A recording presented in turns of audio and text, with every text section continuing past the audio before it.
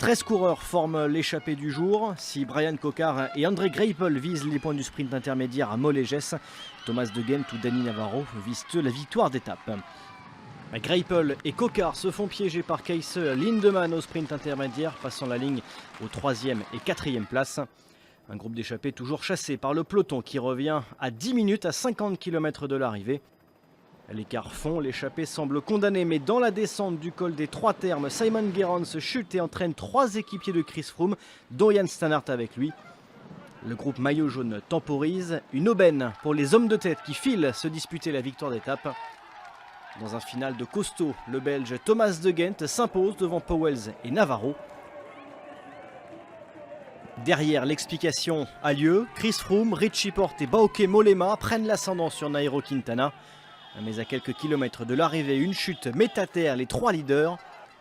Tel un triathlète, Chris Froome poursuit l'ascension à pied avant d'être dépanné et finira plus d'1 minute 30 de Mollema.